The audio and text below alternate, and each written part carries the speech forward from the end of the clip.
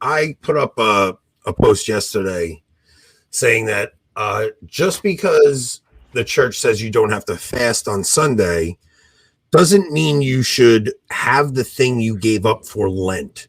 Like, not fasting and abstinence are two different things. Now, I said this because I heard it in a homily where the priest said, this has nothing to do with church law. This is not that the church requires this. This is absolutely voluntary. We have to remember, every Lenten penance is voluntary other than Ash Wednesday and Good Friday have to fast.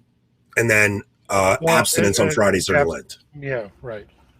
So abstinence on Fridays during Lent, and then Ash Wednesday and Good Friday, you have to actually fast.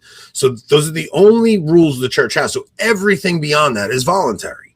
So even though the church says Sundays are a feast day, and yes, they are a mini Easter. Every Sunday is a mini Easter. There's nothing actually wrong with treating every Sunday like a feast day and an Easter. There's nothing wrong with that.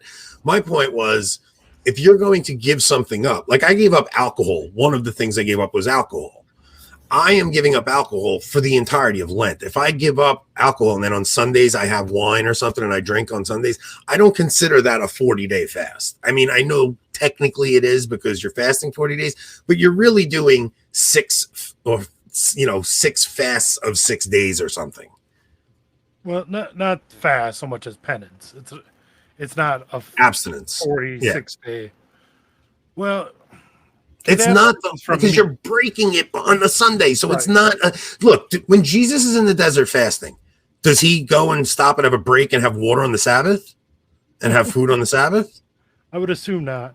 No, he's in the desert for 40 days. Joe says they turned off the comments on the screen to tell all of us loophole Catholics were going to house. No, just you, Joe. All right. So the other thing is, it's kind of crazy that what did he say? He said, "Yeah, I get it, but it still can be used." Wait, what's he talking about? Oh, with the comments he was saying. Okay, yeah. So the thing is, what's weird about Twitter is, I love to say things to rile people up, especially the day before a show, right? Like last episode, it was the men and women can't be friends thing. This week, I chose this because I know there's some hot button topics that if you say something, it's going to rile people up.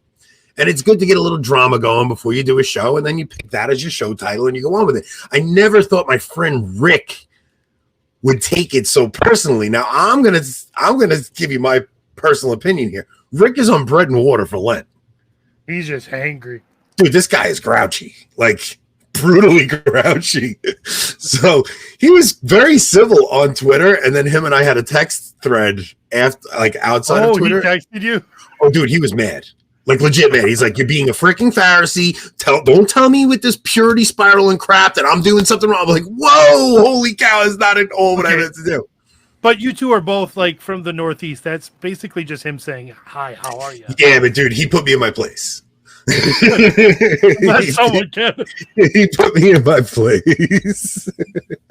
So sometimes I say things and I assume people just hear it in my sarcastic tone, but they don't. Like, you really, like, a lot of times people see things on Twitter and it's perceived in the worst light imaginable. Like, I have people that I'm friends with a long time on there that saw that tweet that are like, "Dude, you're just an a-hole for this one," you know? And it's like, yes, like, that's I'm thinking, really, of all his tweets, this is the one. This is the one you guys are calling me out on.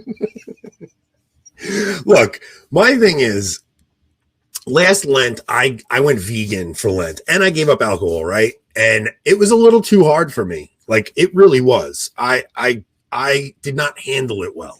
Now, I didn't cheat on Sunday. I know it's not the right word. It's not technically cheating, but I feel like if I'm going to say I'm giving something up for Lent, I'm going the full distance with Lent. So I went vegan last Lent, and it was too hard for me.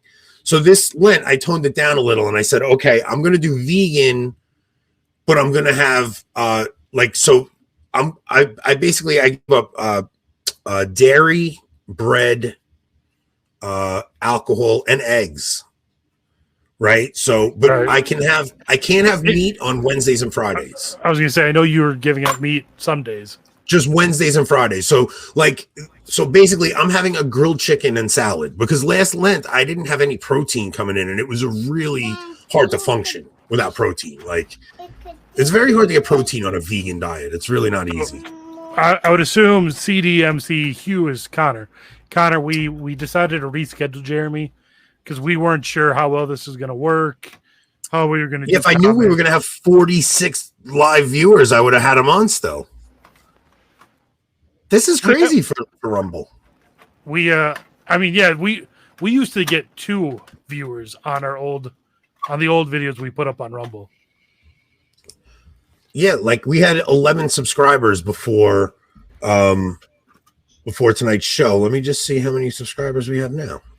We had 19 this morning. Yeah, we have 19 now. So guys, there's 40 of you in there, 46 of you in there. Come on. Everybody subscribe. What are you guys doing? Killing us here. There's 46 people watching. Everybody subscribe. So that was basically my take on it. I had to actually lighten up this Lent because I went too hard last Lent, and I said let me be a little more reasonable. Like I really think Rick took on a lot, dude. Now for somebody like Rick who's having just bread and water on Monday through Saturday, I mean, yeah, you have to get nutrients on Sunday, dude. Like, Don't think I'm saying that to you. That's absurd. You need to eat something on Sunday. But I would still say don't eat as if it's not anything. Like, I would still say eat in some kind of a proportion because you want to make Easter the most fantastic feast it can be, right? So you're trying to build this anticipation for Easter. Now, this has nothing to do with doing the wrong thing. This has to do with just making Easter the most powerful thing it can be. And you will see as you get closer to Easter how much more you look forward to it if you're just limiting what you can have even on Sundays. Like, don't treat every Sunday as an Easter, in my opinion. That's personal opinion. That is not, you don't have to take anything I say.